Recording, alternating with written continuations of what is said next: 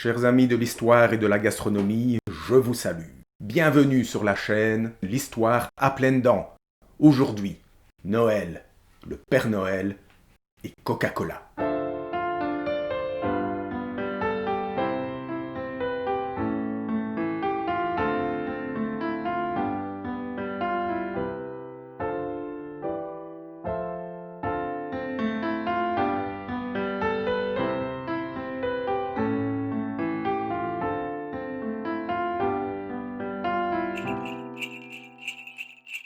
Cette semaine, c'est Noël. Et comme tout le monde le sait, cette semaine, le Père Noël apporte des cadeaux et des friandises aux enfants sages. Mais finalement, d'où vient ce fameux Père Noël? Et d'où vient sa sympathique frimousse d'un gentil bonhomme rondouillard? Et pourquoi est-il habillé en rouge? D'où viennent tous ses attributs, sa ceinture, ses bottes, son bonnet, sa barbe, etc., etc. Laissez-moi vous conter cette merveilleuse histoire qui n'est sponsorisée ni par Coca, ni par Pepsi. Si on cherche des réponses en flânant un petit peu sur le net, on s'aperçoit que la marque Coca-Cola est souvent citée et qu'on lui attribue carrément l'invention du Père Noël. L'invention du Père Noël? Coca-Cola serait donc à l'origine du Père Noël? Tiens, mais qu'en pense la firme Coca-Cola elle-même? Sur son site officiel en français, justement, on en parle. En fait, elle rectifie quelque peu le tir en affirmant que Coca-Cola n'a pas inventé le personnage du Père Noël, comme on le raconte souvent, mais qu'il a créé le personnage du Père Noël tel qu'on le connaît aujourd'hui. Petit extrait. À l'époque, le Père Noël a une allure très différente de celle que nous connaissons. Depuis la fin du 19e siècle, il est représenté comme un personnage plutôt strict et élancé, et parfois même comme un lutin. La véritable transformation opère en 1931, lorsque Darcy charge l'illustrateur Haddon Sundblom de créer une nouvelle série de publicités de Noël pour Coca-Cola. Il veut que le Père Noël soit une vraie personne, chaleureuse, joyeuse, amicale et, avouons-le, un peu rondelette. Sundblom s'inspire de ses origines nordiques et de la représentation culturelle de Saint-Nicolas pour créer son nouveau Père Noël qui fait ses débuts en 1931. La création de Sundblom connaît un tel succès que ses peintures restent au cœur des publicités de Noël Coca-Cola pendant 33 ans. Ses œuvres, qui sont parmi les plus prisées de la collection d'art de Coca-Cola, ont été exposées dans le monde entier, notamment au Louvre à Paris. Elles sont devenues si emblématiques que beaucoup pensent que Coca-Cola a inventé le Père Noël. Ce n'est pas le cas, affirme l'équipe des archives de Coca-Cola. Ils ont simplement inventé ce à quoi nous pensons qu'il ressemble. Sur le site de Coca-Cola en anglais, on donne plus de détails sur la création du Santa Claus moderne. On dit que l'illustrateur Sundblom s'est également inspiré du poème A Visit from Saint Nicholas, édité en 1822 à New York. Vraiment ? Le Père Noël serait-il une créature de Coca-Cola qui lui a donné un vêtement rouge? Le Père Noël aurait-il été, avant que Coca-Cola ne s'en charge, un personnage plutôt strict et élancé? Haddon Sundblom aurait-il créé un personnage inédit sur la base des traditions de Noël de l'Europe du Nord et du fameux poème A Visit from Saint Nicholas? Il me semble que tout cela mérite une bonne petite vérification. Sur le site de Coca-Cola, on lit que Haddon Sundblom, chargé de créer le Santa Claus pour les publicités de Coca-Cola en 1931, s'inspire du poème A Visit from Saint Nicholas, édité en 1823. L'œuvre, d'abord parue anonymement, est souvent attribuée à Clement Clark Moore, un professeur d'université new-yorkais. Ce poème remonte effectivement à la création du Père Noël à New York. On se rend compte que ce distributeur des cadeaux de Noël est directement inspiré de Saint-Nicolas, car le Père Noël est bel et bien la version américaine et désacralisée du Saint-Nicolas européen. Le personnage historique de Saint-Nicolas est un évêque de Myre, en Turquie, de la fin du IIIe siècle. Saint patron de Russie, de Lorraine, des marins, des prostituées et des filles à marier, il est également, depuis le XIIe siècle en France et en Allemagne, patron des enfants. Au XVIe siècle, aux Pays-Bas, avec la Réforme,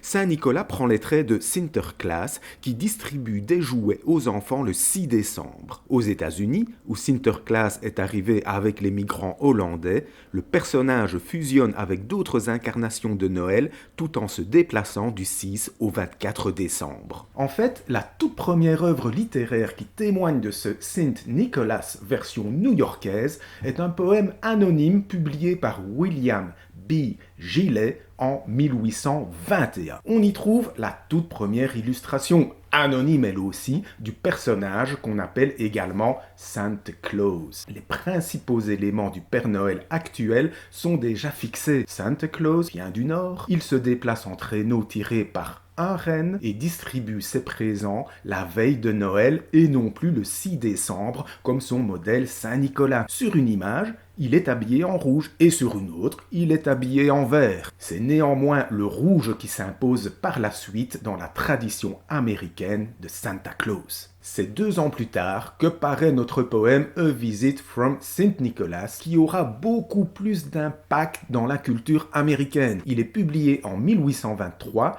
mais sans illustration. Il est enfin réédité en 1830 avec une illustration de Myron B. King qui est donc le premier illustrateur connu du Père Noël. Mais qu'en est-il de la description physique de Saint Nicolas? Correspond-elle bien au Père Noël que nous connaissons aujourd'hui? Voyons cela dans un petit extrait du poème en traduction française. Ses yeux, comme ils pétillaient, ses fossettes, très jovial, ses joues étaient comme des roses, son nez comme une cerise, sa drôle de petite bouche était dessinée telle un arc, et la barbe à son menton était aussi blanche que la neige, le tuyau d'une pipe qu'il serrait entre ses dents, et la fumée qui entourait sa tête telle une couronne. Il avait une large figure et une petite bedaine ronde. Quelle secousse quand il riait comme un bol de gelée. Il était potelé et rondouillard, un authentique vieil elfe jovial.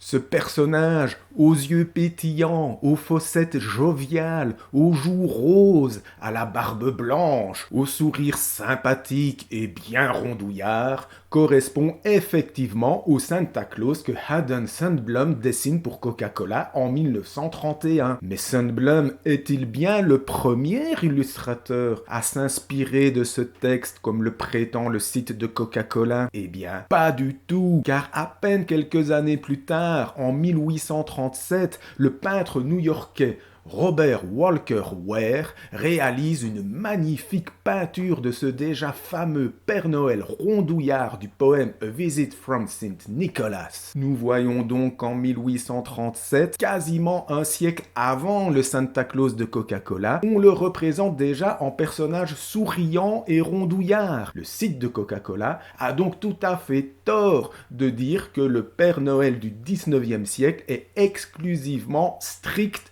et élancé. Le personnage bonhomme et grassouillet du Père Noël va encore évoluer dans la deuxième moitié du 19e siècle et devenir un personnage iconique de la Noël aux États-Unis. C'est au fameux illustrateur et caricaturiste Thomas Nast qu'on doit sa grande popularité à travers tout le pays. De 1862, en pleine guerre de sécession, à 1886, il le dessine à 33 reprises pour le magazine Harper's Weekly. Le Père Noël au trait décrit par le poème A Visit from Saint Nicholas, dessiné et popularisé par le grand illustrateur Thomas Nast, est désormais pleinement entré dans la culture américaine, qui ne peut plus s'en passer. Au même moment, bien d'autres illustrateurs s'emparent du personnage qui devient une véritable icône pop. Ce n'est donc pas Haddon Sundblom, n'en déplaise à Coca-Cola, qui s'est inspiré du poème pour dessiner le personnage de Santa Claus, mais bien des illustrateurs du 19e siècle tels que Robert Walker Ware et surtout Thomas Nast.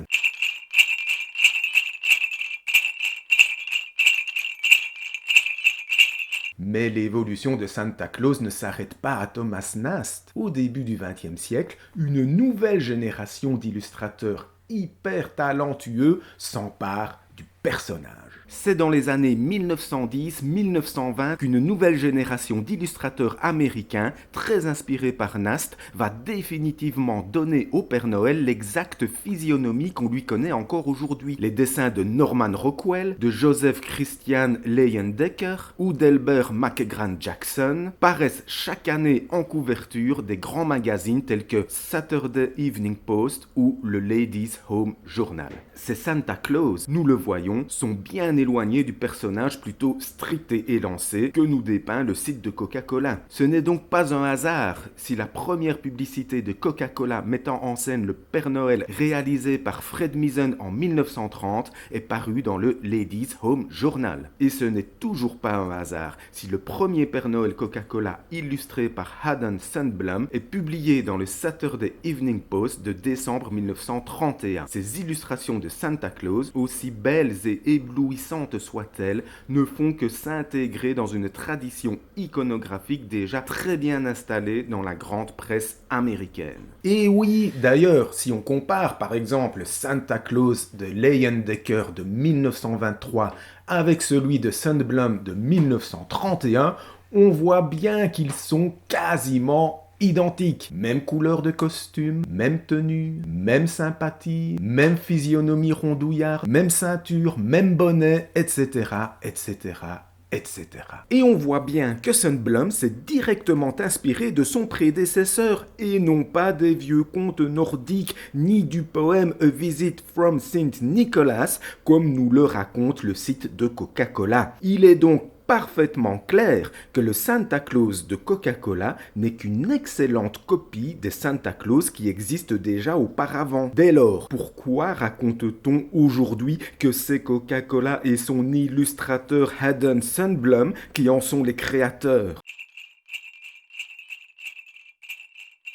Tout d'abord, il faut disculper Haddon Sundblom lui-même, qui, à notre connaissance, n'a jamais prétendu avoir créé un Santa Claus inédit. Quand les journalistes lui demandaient quel avait été son modèle, il répondait invariablement que c'était son voisin et homme d'affaires à la retraite, Lou Prentice, avant de se choisir lui-même comme modèle pour chaque campagne Coca-Cola jusqu'en 1964. Dès lors, d'où vient ce mythe ? En fait, il faut avant tout tenir compte de l'incroyable puissance et de l'impact prodigieux des publicités Coca-Cola sur le public. Les campagnes de Noël de Coca-Cola avec l'effigie de Santa Claus dessinée par Sundblom remportent un succès phénoménal, si bien qu'en 1963, on peut lire dans la presse américaine que le sympathique Santa Claus créé par Haddon Sundblom est devenu une véritable institution. Un petit peu plus tôt, en 1954, toujours dans la presse, on se contente de dire que Haddon Sundblom est le créateur de l'adorable Père Noël pour Coca-Cola. Mais en même temps, ce symbole déjà entré dans la culture américaine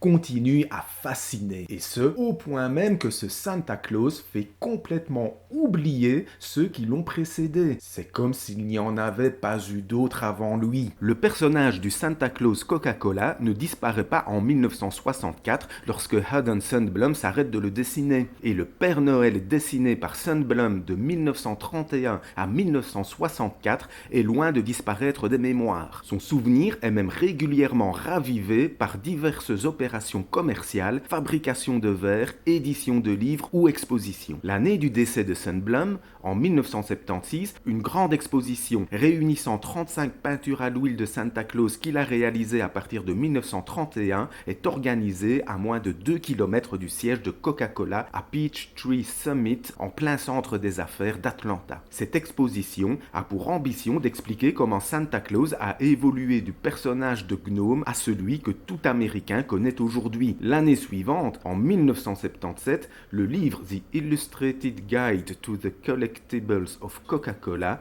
de Cecil Munsey met l'accent sur ces Santa Claus de 1931 à 1964. Par la suite, sans totalement éluder le rôle de Thomas Nast, c'est bel et bien Sundblom qui est communément admis comme le créateur du Père Noël moderne. À la Coca-Cola Company, on capitalise sur la nostalgie des images de Sundblom qu'on réédite régulièrement, notamment sur des verres. Dans les publicités, on cite Sundblom, mais on ne prétend tout de même pas que Sundblom a entièrement créé le personnage, comme on le voit sur cette publicité de 1979. Mais en 1980, dans la presse américaine, on est de plus en plus insistant sur le rôle innovateur de Sundblom, comme on peut le lire dans cet article. Jusqu'en 1931, le Père Noël ou Saint-Nicolas était représenté de nombreuses manières par de nombreux artistes. Parfois, il était petit et mince, souvent avec une barbe ébouriffée et aucun artiste n'était d'accord sur ses vêtements. Même les couleurs de ses vêtements n'étaient pas toujours les mêmes. Puis, en 1931, le peintre Haddon Sundblom a réalisé une affiche publicitaire pour Coca-Cola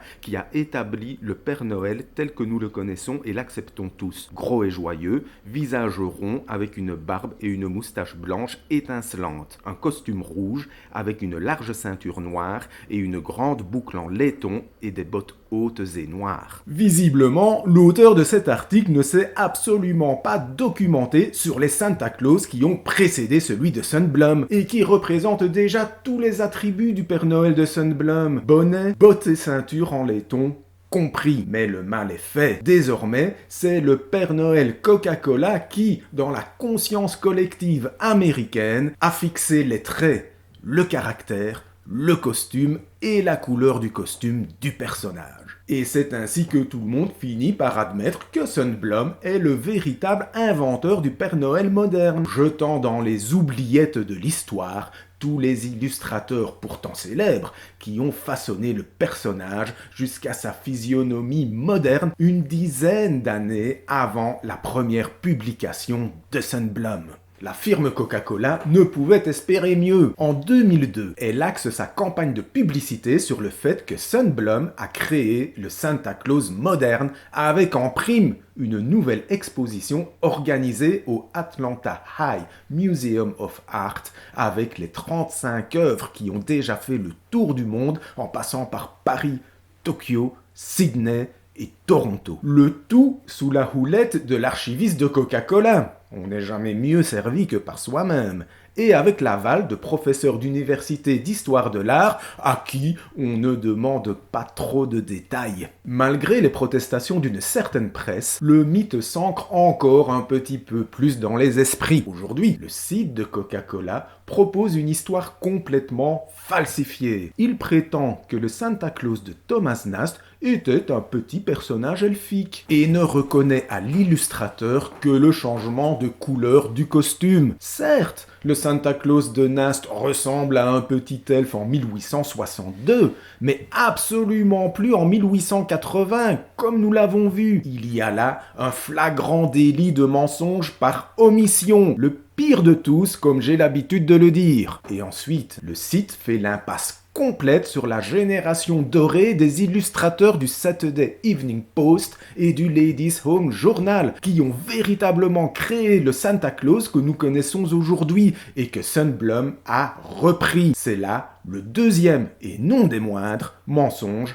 par omission. Ainsi donc, bref, nous voici fixés sur les origines du personnage de Santa Claus. Nous savons que sa physionomie ne doit quasiment rien à Coca-Cola, qui n'a fait qu'exploiter un personnage déjà bien fixé dans l'iconographie populaire américaine en 1931. Alors, pourquoi avoir développé ce sujet du Père Noël et de Coca-Cola? Parce que j'en veux à Coca-Cola? Pas du tout. Je n'ai rien contre la marque, et il m'arrive même d'en boire. Pour prévenir que la publicité peut être mensongère, j'ai trop de respect envers vous que pour marteler de tels lieux communs. Ce qui est intéressant ici, c'est la question du mensonge par omission, le plus pernicieux et peut-être le plus exploité d'entre tous. Le mensonge par omission permet de ne dire que des vérités, tout en mentant comme des arracheurs de dents. Thomas Nast a-t-il dessiné des Santa Claus en forme de petits lutins? C'est vrai. Y a-t-il eu des Santa Claus sveltes à la fin du 19e siècle? C'est également vrai. Le Santa Claus de Coca-Cola dessiné par Sundblom était-il jovial, sympathique et représente-t-il l'archétype du Père Noël tel qu'on se l'imagine dans le monde entier? C'est encore vrai. Mais cela ne veut absolument pas dire que Sundblom en est le créateur. Pour s'en rendre compte, il faut faire ce que nous avons fait aujourd'hui. Aller chercher toutes les informations que Coca-Cola et de nombreux journalistes complaisants ont oublié de mentionner ces 40 dernières années. Je vous laisse donc sur cette méditation. N'oubliez pas de vous abonner. Il y aura encore des tas de super chouettes vidéos à venir. En vous souhaitant de très joyeuses fêtes de Noël et une bien meilleure année 2021. Ciao!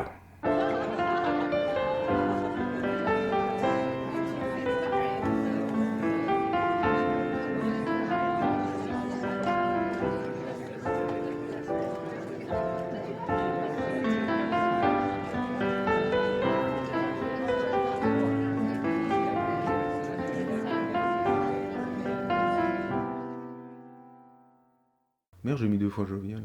Est publié dans le Saturday Night. Est publié dans le Saturday... Et... On peut continuer. J'ai coupé. Ah.